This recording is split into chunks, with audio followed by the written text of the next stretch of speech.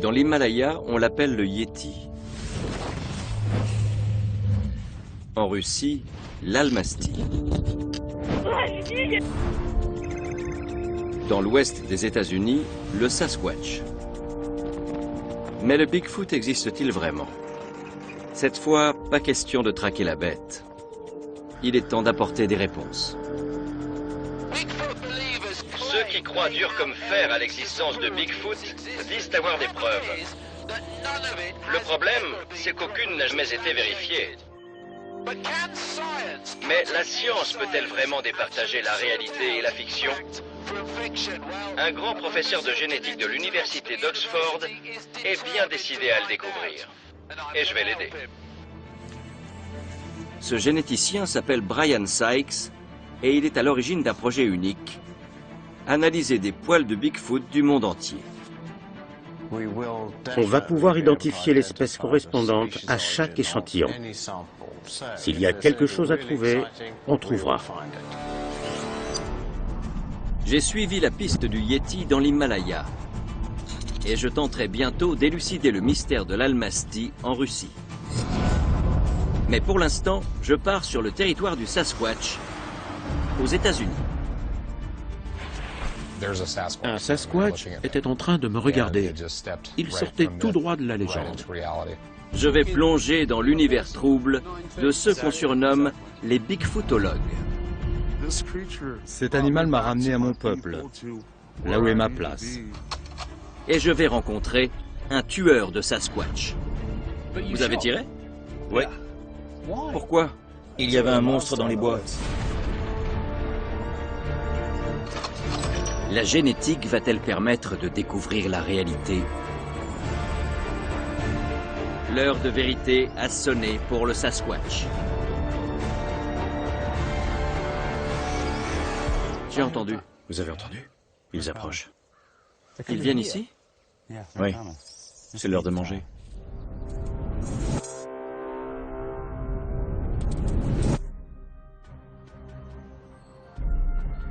Aux États-Unis, le territoire du Sasquatch est la région du Nord-Ouest Pacifique. Elle s'étend sur environ 1000 km², de la Californie du Nord à l'Oregon et l'État de Washington. Certaines de ces forêts sont particulièrement isolées. Je comprends que ces forêts aient inspiré la légende d'une créature inconnue de la science. Beaucoup sont convaincus qu'elle existe et sont bien décidés à prouver qu'ils ont raison. De l'explorateur fasciné par un monstre cannibale amérindien en 1847, au journaliste à l'origine du mot Sasquatch en 1920, aux empreintes géantes découvertes en 1958, les témoignages ne manquent pas dans le Nord-Ouest Pacifique. L'animal mystérieux ressemble à un singe. Il est grand, entre 2 et 3 mètres, massif, entre 270 et 450 kg, velu, de couleur rouge, beige, marron ou noir. La science a longtemps méprisé ceux qui osaient accorder du crédit à la légende. Jusqu'à aujourd'hui. La légende du Yéti existe depuis des milliers d'années, mais pour la première fois, elle attire l'attention de scientifiques respectés. Le professeur Brian Sykes est un pionnier de la génétique. Il est le premier à avoir prélevé de l'ADN sur des ossements humains très anciens.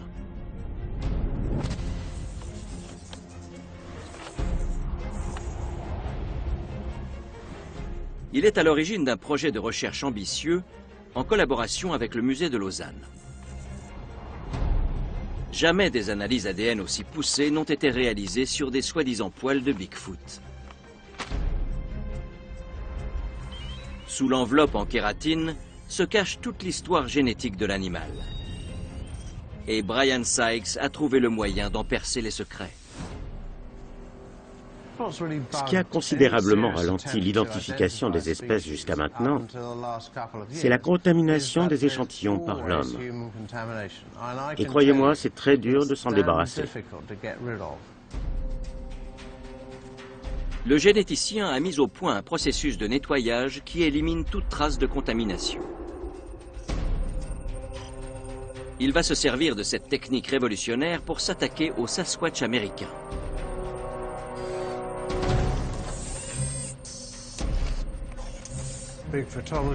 Les bigfootologues affirment qu'ils ont été rejetés par les milieux scientifiques. C'est une incompréhension totale de ce qu'est la science. Il n'est pas question d'accepter ou de rejeter, simplement d'examiner les preuves, et c'est ce que je fais. Brian Sykes a rigoureusement sélectionné 12 poils parmi les échantillons qui lui ont été envoyés des 4 coins des États-Unis. Tous proviennent de sources crédibles. Tandis qu'il commence ses analyses, je me rends à 8000 km de là, au cœur de la Californie.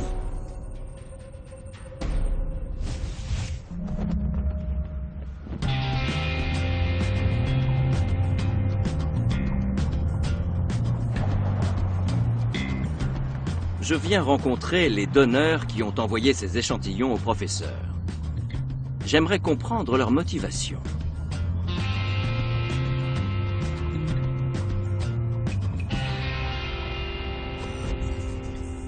L'un de ces échantillons est très controversé. Il vient de celui qu'on a surnommé le tueur de Sasquatch, Justin Smeja. Justin affirme avoir tiré sur 2 Sasquatch, un adulte et son petit, et tué le plus jeune. Ce jour-là, il ne s'est pas fait que des amis. Tout a commencé par une partie de chasse dans les montagnes de la Sierra Nevada, en Californie. C'était en octobre 2010. J'étais parti chasser l'ours avec un ami dans les montagnes de la Sierra. C'était un jour ordinaire. On avait repéré une zone où on voulait absolument aller, car on était sûr d'y tuer quelque chose. On a pénétré dans une clairière et c'est là qu'on a vu cet animal. Mon ami l'a repéré en même temps que moi. Il a freiné. Pendant une seconde, j'ai cru que c'était un ours. Puis j'ai vu qu'il se tenait sur 2 pattes. J'étais très nerveux car j'étais face à un monstre. Entre 2,30 m et 2,50 m, environ 270 kg. Finalement, j'ai décidé de le tuer.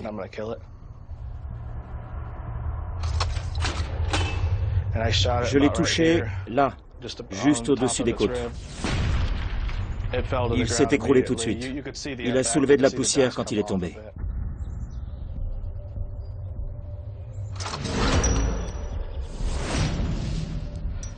Puis mon ami a dit, il y en a d'autres. Et là, j'ai vu 2 petits, 1 mètre, 15 à 20 kilos. On est resté là à les observer pendant 10 ou 15 minutes. J'ai touché le petit dans le cou. Quand je l'ai soulevé à bout de bras, il était encore vivant. J'avais du sang partout. Il avait une apparence très humaine. Les yeux avaient du blanc. Il ressemblait vraiment beaucoup à un homme. J'ai tué un Sasquatch. Je n'ai trouvé aucune explication logique à ce qui m'est arrivé, ni aucun moyen de prouver que je dis la vérité. J'attends beaucoup de ces analyses. Je donnerai tout ce que j'ai, jusqu'à ma maison, pour que Brian Sykes me dise « J'ai fait les tests et je vais montrer à tout le monde que vous dites la vérité. »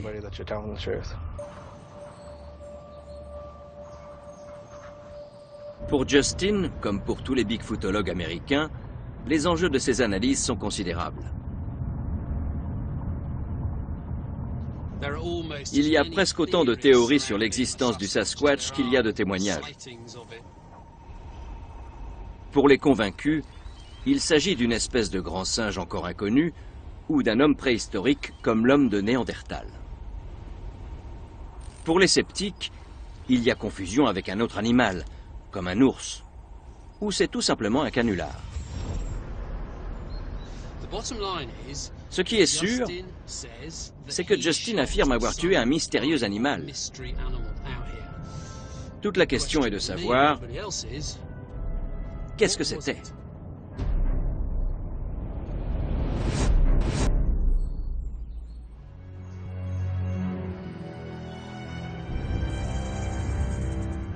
Je retrouve Justin dans les montagnes reculées du comté de Plumas.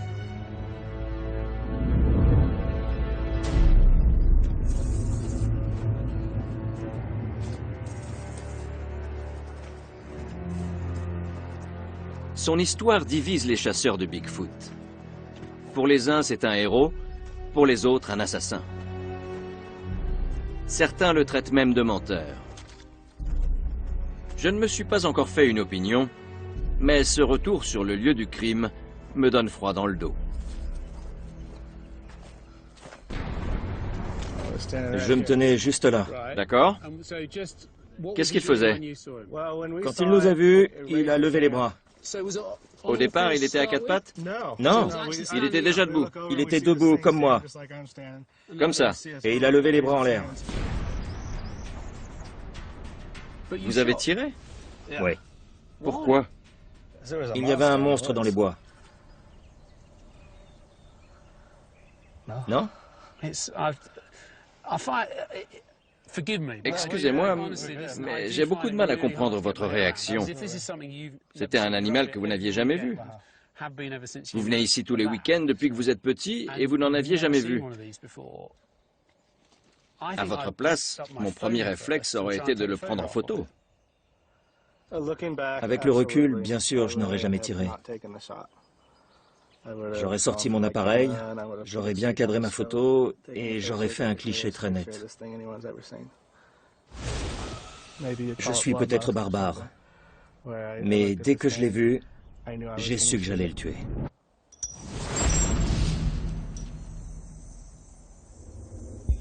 En tant que vétérinaire, j'adore les bêtes. Et je trouve cette soif de sang un peu dure à avaler. L'adulte a été blessé, mais a réussi à s'enfuir. Le petit s'est écroulé sous les balles de Justin. Et il a agonisé sous ses yeux. C'est ici que ça s'est passé. Il était en train de s'étouffer. Il crachait du sang et s'étouffait. Vous avez ressenti quoi? C'est assez traumatisant. À ce moment-là, je savais déjà que j'avais fait une erreur. Vous savez, parfois, on décide de faire quelque chose, et à l'instant même où on le fait, on a le cœur qui s'arrête et on se dit « Mais pourquoi j'ai fait ça ?» Je suis resté à le regarder et soudain, il a ouvert les yeux. Ils étaient blancs comme les nôtres. Je ne savais pas si c'était normal. Alors, vous le teniez comme ça? Oui. Par la poitrine? Oui. Sa tête était à ça de vous? Oui. Et soudain, il a ouvert les yeux. Vous tenez cette créature dans vos bras pendant qu'elle est à l'agonie. Essayez de vous souvenir de son visage et surtout de ses yeux. Étaient-ils rapprochés? Robin Bursell est une ancienne portraitiste du FBI. Elle va dessiner un portrait robot à partir de la description de Justin. C'est à peu près ça. Quand on a une vue d'ensemble. Au bout de 2 heures de travail intensif, le portrait est prêt. Oui. C'est ça. Vous teniez cet animal par les flancs, de face, à bout de bras. Oui. Il était à cette distance. Oui. Juste soupçonné. C'est à ça qu'il ressemblait? Si je fais ça, dites-moi. C'est à ça qu'il ressemblait? Oui. Après avoir tué le Sasquatch, Justin n'a pas voulu emporter son trophée de peur de se faire arrêter par les gardiens du parc. Il l'a donc enterré avec l'intention de revenir le chercher. Mais la neige et les prédateurs ont eu raison du cadavre. Et quand Justin est revenu 3 semaines plus tard, il ne restait plus qu'un peu de fourrure et de chair. Quand il a rencontré Brian Sykes en Californie, il lui a remis quelques poils et une botte soi-disant couverte de sang.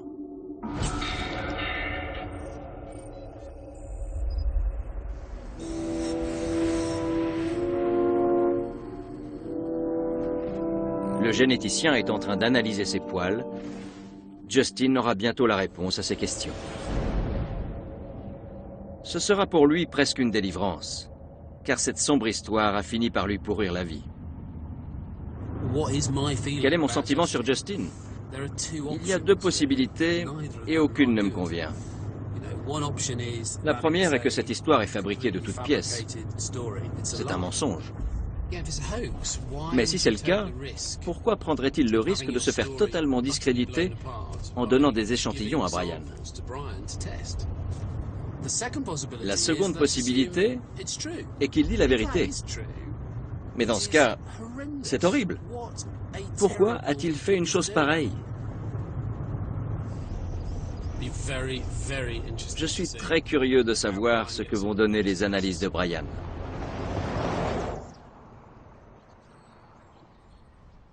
J'ai rendez-vous avec un autre donneur d'échantillons. Et maintenant que j'ai rencontré Justin, je m'attends à un sacré personnage. À l'époque des pionniers, le comté de Placer était réputé pour son or.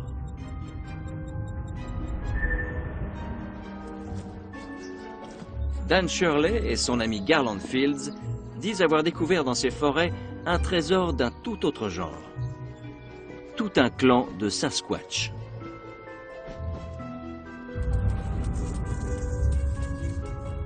Ils sauraient même communiquer avec eux.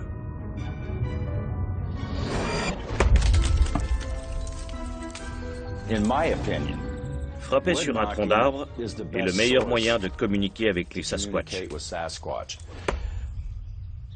Je sais que beaucoup de chercheurs continuent de se promener en pleine nuit en poussant des cris.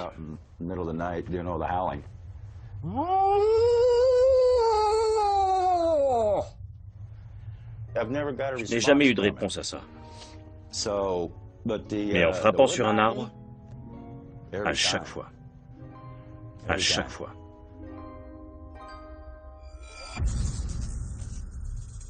Les deux hommes sont persuadés que les poils blonds frisés envoyés à Brian Sykes n'appartiennent ni à un ours noir, ni à un chat sauvage, deux grands mammifères qui vivent dans ces forêts. Qu'est-ce que vous avez là? Du répulsif à ours. Il y a des ours par ici? Oui, des ours et aussi des félins. Un mâle et une femelle. Gros? Très gros. On y est. Si ça vous dérange pas, on a un petit rituel quand on vient ici. On se serre la main pour se souhaiter bonne chance. On ne sait jamais si on va en sortir vivant. Je dois le faire aussi? Dieu vous bénisse. Soyez prudents. Soyez prudents. Vous aussi? Vous êtes prêts? On y va.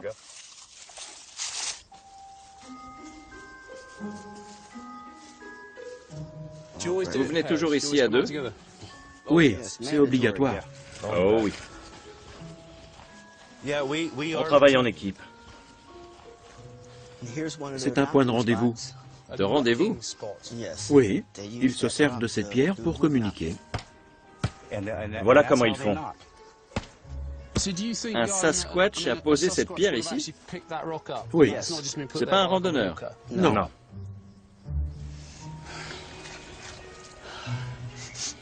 Vous les flairez? Oui, j'essaie de les sentir.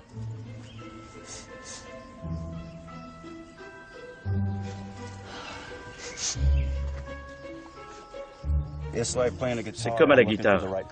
Il faut trouver le bon accord. Il m'a fallu 3 ans pour maîtriser la technique. Et de 1, je vais en faire un autre. Vous voyez la différence?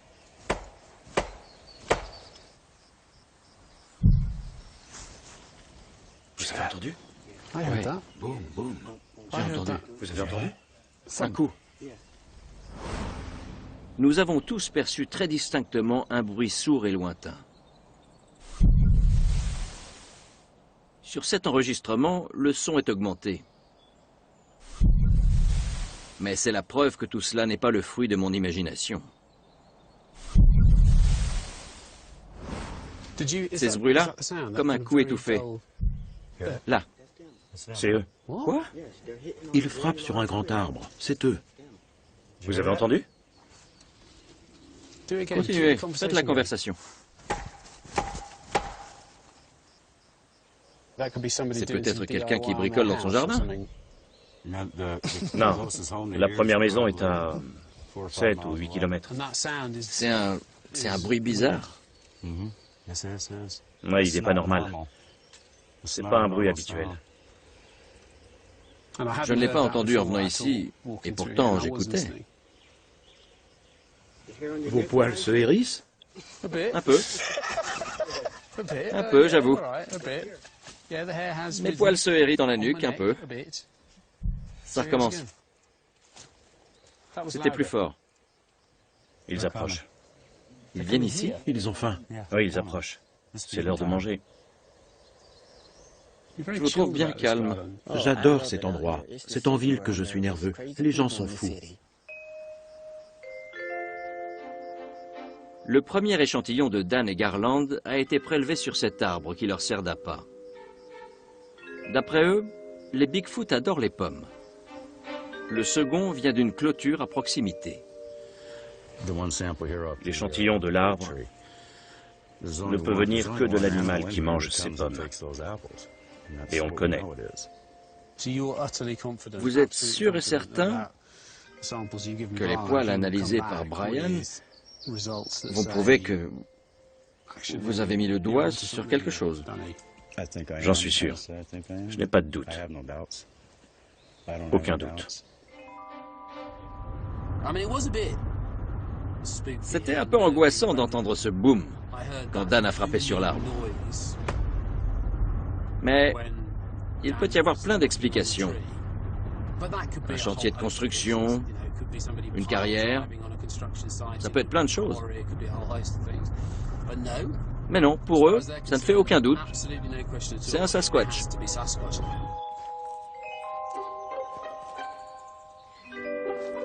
J'ai surtout l'impression que Dan et Garland ont envie d'y croire. On est plus proche de la religion que de la science.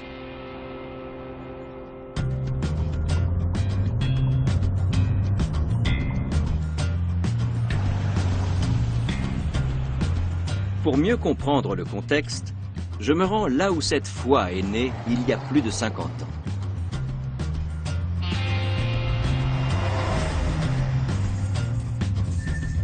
À Willow Creek, dans le nord de la Californie.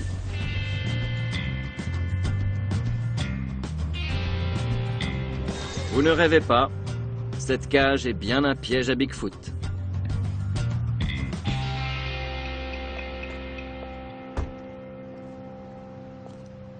En 1958, un certain Jerry Crew découvre d'énormes empreintes non loin d'ici, sur un chemin forestier reculé.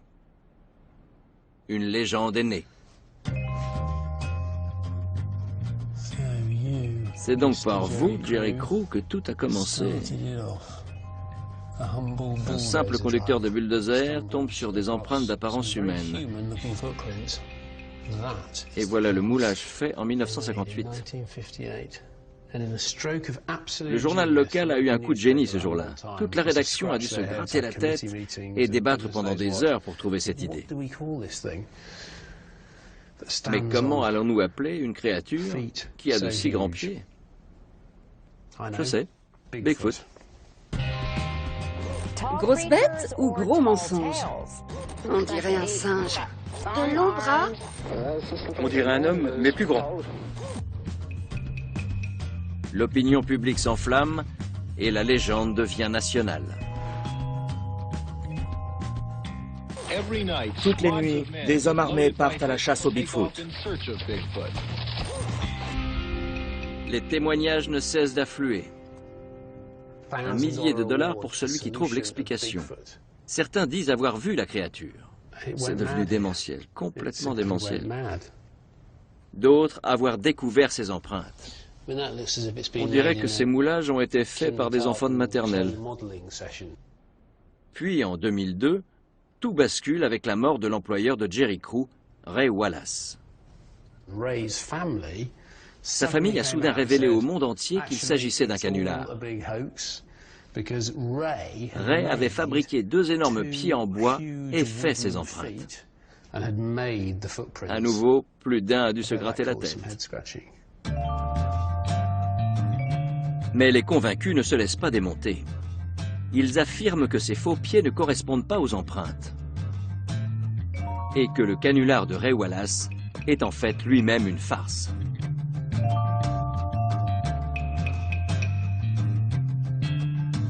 En réalité, personne n'a jamais pu fournir une preuve tangible de l'existence des Sasquatch aux États-Unis.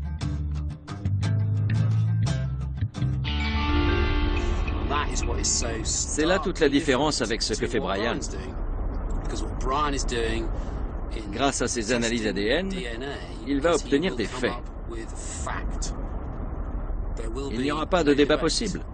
Ce sera factuel. Voilà pourquoi son travail est tellement important.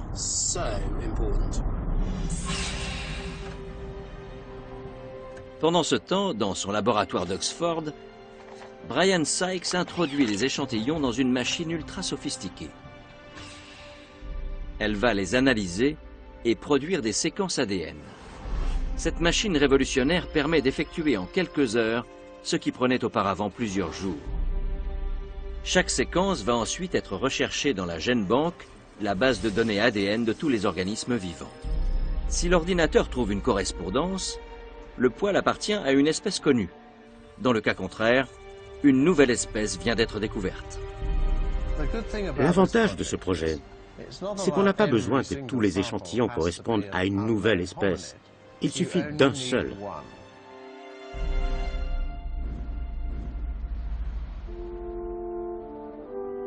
Aujourd'hui, j'entame la dernière étape de mon voyage aux États-Unis. Et cette fois, je prends mon moyen de transport favori. C'est ce que je préfère dans ce travail. Je prends l'avion tout le temps. J'ai mon brevet depuis 10 ans, mais je n'ai pas piloté depuis environ 5 ans. Ça va être génial. Le vent est à 20 nœuds, George? C'est ça, à peu près. 20 nœuds et des paysages grandioses à survoler. Absolument. Faites rugir le moteur. Allons-y. C'est parti.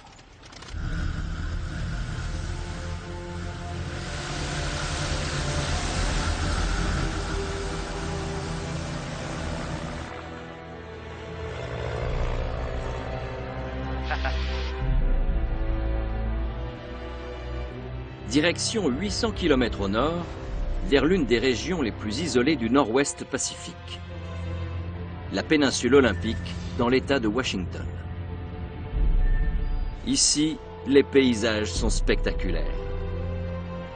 Les sommets sont couverts de neige, même en plein été. Et en contrebas, ces forêts pluviales tempérées sont réputées pour être un véritable nid à Bigfoot.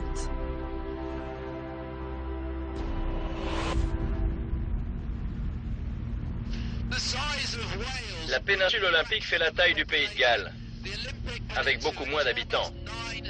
20 000 km² de montagnes, de forêts et de lacs.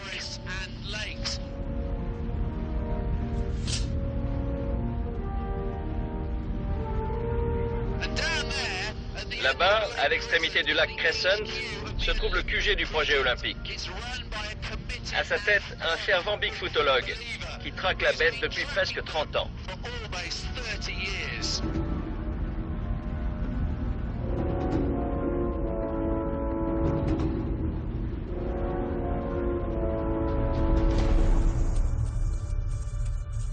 Cet homme s'appelle Derek Randles.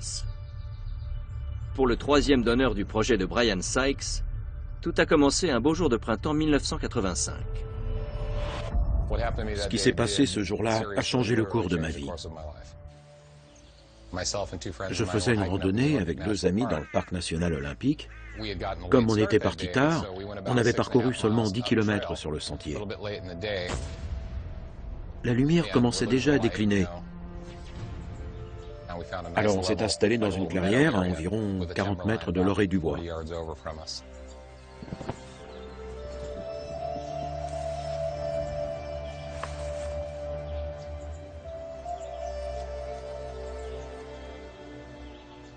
On a entendu un gros bruit.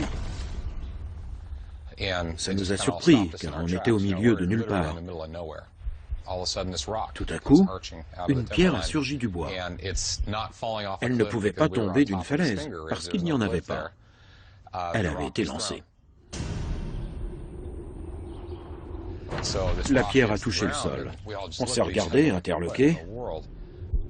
Une autre a suivi, juste à côté de nous. Puis une autre. Là, on a pris peur. On a pris nos affaires et dévalé la pente. Soudain, je me suis rappelé que j'avais un 357 dans mon sac. C'est là que je l'ai vu. Un Sasquatch était en train de me regarder. Il sortait tout droit de la légende. C'était effrayant. Il devait faire environ 2,50 m et peser entre 350 et 450 kg. J'ai souvent vu des ours, et ce n'était pas un ours. Il avait l'apparence d'un homme, mais très musclé, très grand et incroyablement massif. Très costaud. Je n'ai pas pu me tromper. Impossible.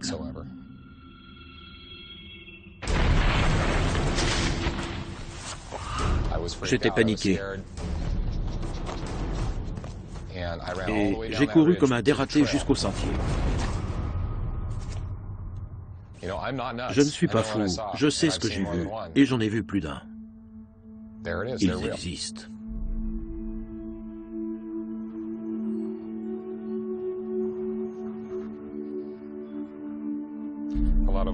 Je rencontre Derek à l'occasion de l'un des nombreux séminaires qu'il organise sur le terrain. Aujourd'hui, c'est atelier moulage, avec un expert en la matière, David Ellis. On va chercher des détails sur l'empreinte. Derek est persuadé qu'il y a plus de Sasquatch ici que n'importe où dans le monde et que nous sommes sur un trajet qu'ils empruntent régulièrement. On est en territoire Sasquatch. En plein dedans. C'est pour ça que vous venez ici? Oui. Ouais. Si on reste assez longtemps, on va en voir un. Non. Je suis dans la forêt 5 jours sur 7. Et depuis très longtemps, près de 30 ans. Je n'en ai vu que 2. Rapportez ça aux gens qui viennent ici 1 ou 2 fois par an, ils gagneront au loto avant de voir un Sasquatch. C'est quasi impossible. Tout d'abord, à mon avis, parce qu'il n'y en a pas beaucoup. Ensuite, parce qu'ils sont malins. Et enfin, parce qu'ils ont les sens extrêmement développés. Puisque vous les avez localisés, et que vous êtes certain d'être sur leur trajectoire, pourquoi ne pas passer toute la zone open fin? Mettre des caméras infrarouges partout, des détecteurs de mouvement, tout l'attirail. Problème de budget. Vraiment. Oui. Disons qu'on installe 56 caméras à $600 pièce. C'est super en théorie. Mais tant qu'un riche mécène ne nous donne pas 1 million pour ratisser toute la zone, ce n'est pas faisable. Et ce serait chercher une aiguille dans une botte de foin. Pourtant, malgré les difficultés pour repérer la bête, Derek a trouvé des poils à envoyer à Brian Sykes. Et il ne doute pas un instant de leur origine. Ce ne sont pas des poils d'ours. Ils étaient très hauts dans un murier au croisement avec un sentier. Donc il y a une très forte probabilité pour que ce soit des poils de Bigfoot. Vous avez bon espoir? Absolument. Je suis sûr que Brian Sykes va trouver quelque chose. C'est pas mal. Ces 2 orteils sont un peu bizarres. Moi, j'irai voir le médecin. Je suis vétérinaire. Derek est motivé par la nécessité de comprendre l'animal puissant qu'il a rencontré il y a des années.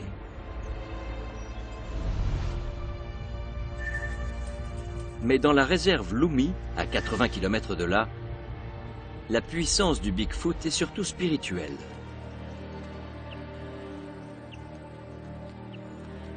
C'est une créature profondément ancrée dans le folklore.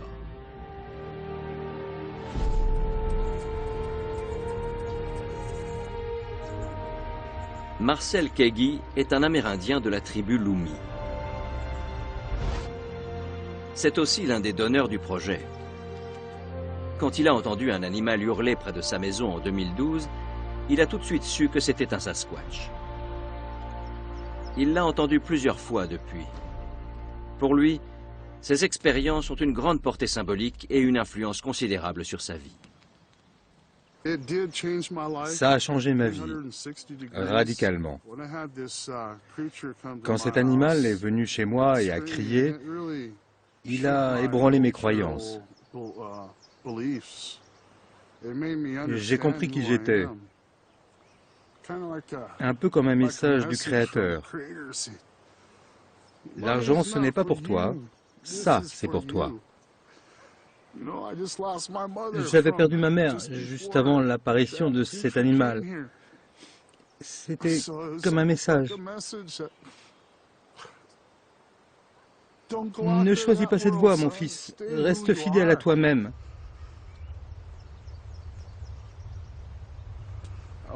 Je rejetais mes origines, mes enseignements. Et je devenais comme tous les autres là-bas.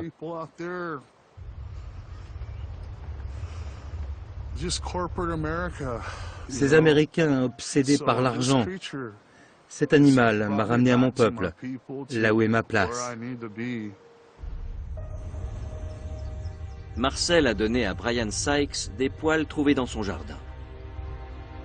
Il est convaincu qu'ils appartiennent au Bigfoot qu'il a entendu. Les analyses de tous les échantillons sont maintenant terminées. Et Brian Sykes est en route. C'est l'heure du verdict.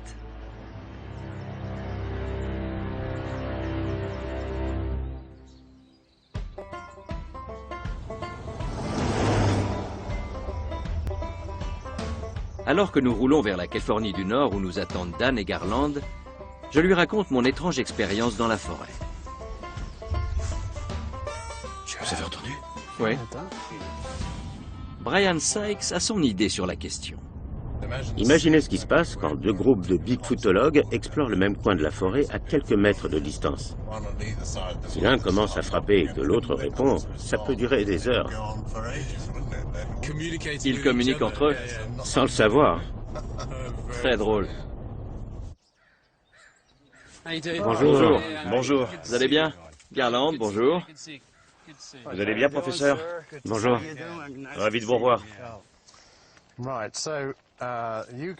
Quand j'ai vu l'échantillon que vous m'aviez donné, j'ai tout de suite été intrigué, car il était de couleur claire et il n'était pas raide.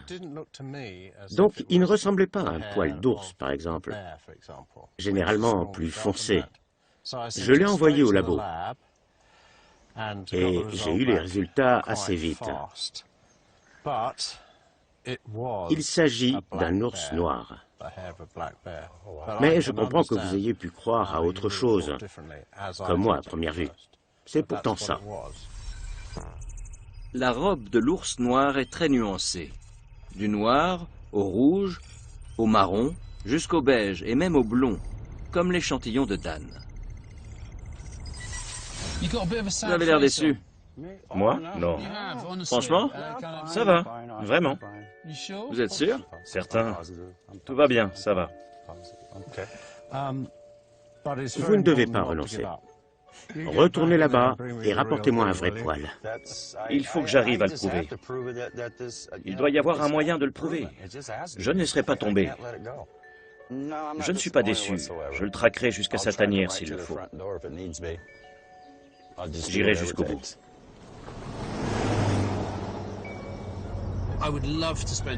J'adorerais passer plus de temps avec eux, pour tenter de comprendre ce qui les motive tous les deux.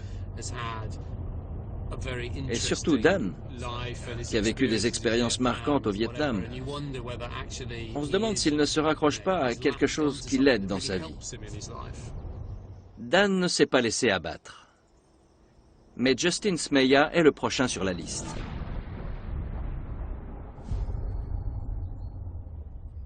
Les nouvelles ne sont pas bonnes, et je redoute sa réaction. C'était aussi un ours noir, même si ça n'en avait pas l'air. Vraiment? Mais le sang sur la botte?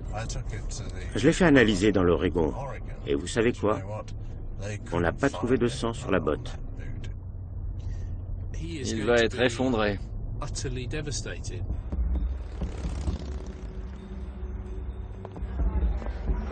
De tous les chasseurs de Bigfoot que j'ai rencontrés, Justin a été le plus marqué par son expérience.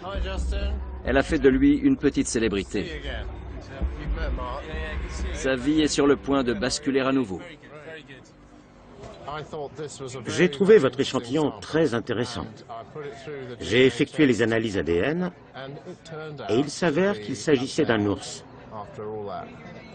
J'ai obtenu une correspondance parfaite avec un ours noir. Qu'est-ce que ça vous fait? C'est décevant, c'est nul. J'ai conscience que ce n'est pas une bonne nouvelle pour vous. La génétique est sans pitié. Mais le pire est à venir. Il faut encore lui annoncer qu'il n'y avait pas de sang sur sa botte. Je n'ai pas pu identifier de sang ou quoi que ce soit qui s'en rapproche.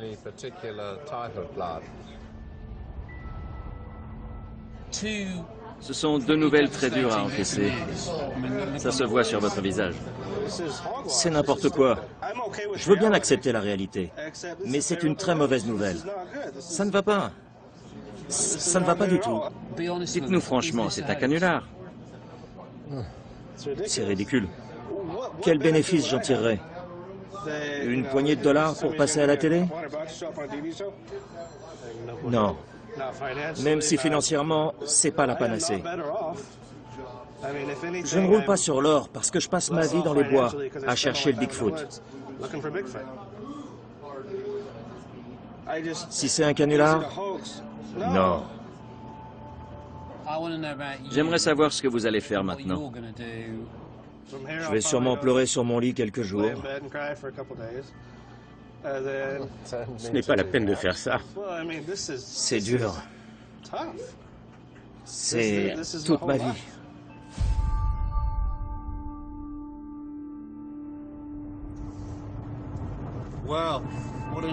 Que d'émotions ce soir. J'ai l'impression d'avoir laissé un homme brisé. Son expérience a totalement pris le pas sur sa vie. Les résultats de Brian l'ont achevé, le pauvre.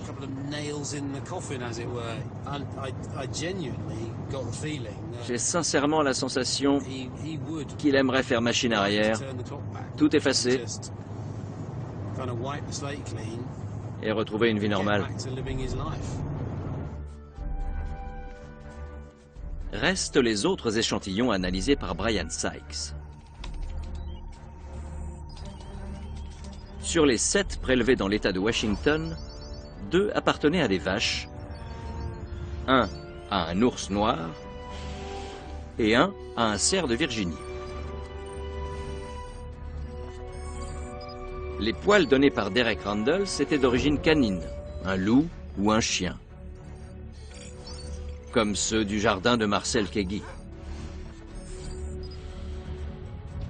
Et ailleurs aux États-Unis, il y avait un cheval au Texas, un raton laveur dans l'Arizona et le clou du spectacle dans le Michigan, un porc-épic. Si je suis déçu de ne pas avoir trouvé le Bigfoot, ça m'aurait plu, c'est vrai. Mais mes ambitions sont entièrement comblées, puisque nous avons identifié et examiné les meilleures preuves disponibles grâce à une approche scientifique et méthodique qui a porté ses fruits. Donc je suis très satisfait. Si on laisse la science de côté, les gens que nous avons rencontrés sont vraiment fascinants. Je n'ai jamais vu de personnes comme eux. Ce besoin de croire en une sorte de croque-mitaine, d'homme des bois, est presque plus intriguant que les résultats. C'est assez compréhensible quand on pense que l'homme a évolué dans des conditions hostiles, où la forêt était un endroit très dangereux, truffé de prédateurs. C'est de là que sont nées ces créatures inconnues, hostiles, qui peuplent nos forêts et notre esprit.